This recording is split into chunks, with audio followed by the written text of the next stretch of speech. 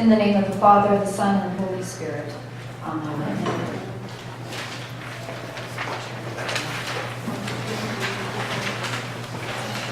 We have just met Jesus as a baby, and now all of a sudden we plunge into Jesus as a full-grown adult at his baptism. He's around 30 years old, which in those days was kind of verging on elderly. So there's a reason why we jump from Jesus the baby to Jesus the elderly, which is that we know almost nothing about those first 30 years of Jesus' life. Almost nothing. Aside from those couple of stories about Jesus as a baby, we know almost nothing but between the time of his birth and the time that he is verging on elderly. Which means that despite all of the prophecies and remarkable things that are said about Jesus at his birth, Jesus basically lives the majority of his life in what we can assume is a totally unremarkable fashion. But something happens at the moment of his baptism that totally transforms him, changes everything about his life. It launches him into a very public, very controversial ministry. He starts openly criticizing and working to end systems of oppression and injustice. He invites people to this intimate, close relationship with God, and he shows people that the way to this intimate, close, loving relationship with God is through our service to one another. And the very first act of Jesus' public ministry is to draw a community of people around him. And this community of people, the very start of the church as we know it, was tasked with the job of revealing to the world that we are bound to one another. We are related to one another. We are responsible for one another, not because of all of the ways in which we normally assume that we're related and responsible to one another. Bloodlines, we have things in common, we're from the same background, we're from the same community, from the same culture, the same religion, we have similar interests. Jesus gathered a diverse group of people around him to show that the way in which we are related to one another, that bond of communion, is simply God's love. Which brings us to the moment of Jesus' baptism. At the moment of Jesus' baptism, he receives that life-changing message. And what is it? He doesn't receive a message that he's forgiven his sins. He doesn't receive a message from God telling him what to do. He receives a message of utter and unconditional love.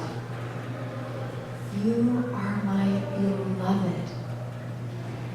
I take great joy in you.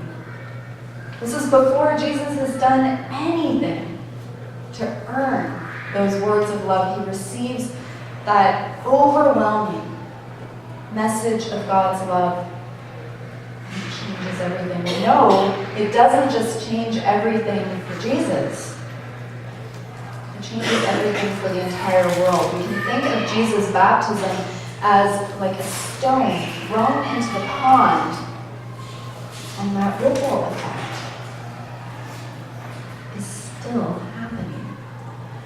2,000 years later, on the other side of the world, we're still seeing and experiencing the ripples of that message of love that Jesus received at his baptism. Now we have two ripples that we are celebrating at St. George's this weekend.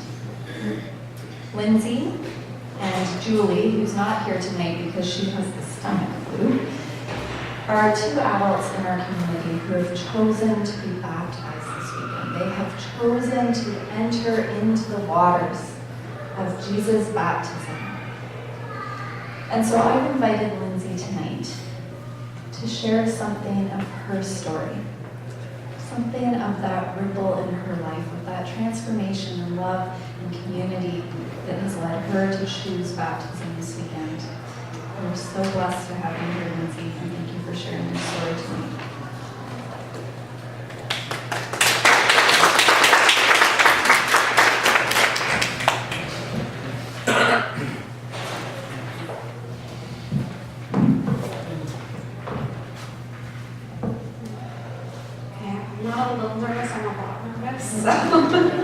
Bear with me. Good evening. To those of you who don't know me, my name is Lindsey Wilton, and I started attending the services here at St. George's almost a year ago. What brought me into the front doors of this church and kept me returning week after week is what Martha has asked me to talk a little about. The start of my faith journey was not one brought on by one experience or conversation, but really an accumulation of everything that has transpired in my life, the good and the bad. My parents decided to raise myself and two younger sisters with no influence of religion. God, Jesus, the Bible, church, these were not words that I was familiar with growing up. I knew one set of grandparents felt strongly against religious groups, and the other set of grandparents were Anglican. But that was the extent of what I knew. I'm thankful that my parents chose not to push disbelief on us, but also not to tell us that we had to believe in God. However, being left to make up my own opinion about religion leaves a lot of questions unanswered. What do I believe? What is real? What is make-believe? What are the right guidelines to follow to be a good person and bring good to the world? Why do some people that believe in God do bad things? Does not believing in a God make you a bad person? Over the years, I have had a multitude of questions, but I've always been shy and embarrassed to ask, and quite frankly, did not know where and who to turn to. 2 summers ago, I was really struggling. I felt lost, displaced, hopeless, useless, just generally feeling at the end of my rope. I felt at that moment I had a choice to either end things then and there, or to start finding some answers to those questions that have piled up through the years. I made a promise to myself that I would make the effort and find the courage to seek out what is meant to believe in God, to follow Jesus, and most important to me was, why am I here? I did not want to just be living day to day, work, eat, and sleep. I wanted it to mean something. I wanted to contribute something. I had a few conditions before I started out this journey. I had certain things that I felt very strongly about that I was not going to overlook. I wanted to find a place that welcomed all people from all walks of life, all backgrounds. I've always felt very strongly about the importance of treating every person, no matter their religion, race, ethnicity, lifestyle, or class, with equal respect. I wanted to find a place that did not push their views and beliefs on me, where I felt I either had to accept everything they said, or was not welcome to join. I wanted to be able to feel comfortable asking my questions and taking my time to adapt to church life without feeling I was being judged and watched. I attended different denomination services at the beginning of 2016, and on January 24th, walked into St. George's. There was something about this place from the first time being here. The building, the atmosphere, the music, the flow of the service. What really spoke to me was Martha's homily. It just so happened that she was talking about the church's discussion about same-sex marriages. Though this is not something that I am personally affected by, or know anyone who is, it still went right along with one of our conditions about being welcoming and accepting to all people. I felt like this was a sign and that I had found the right place for me. This feeling was cemented fairly quickly with being invited to Advent Cafe and hearing infinitely more for the first time. What was said and sung that evening was an unexplainable experience for me.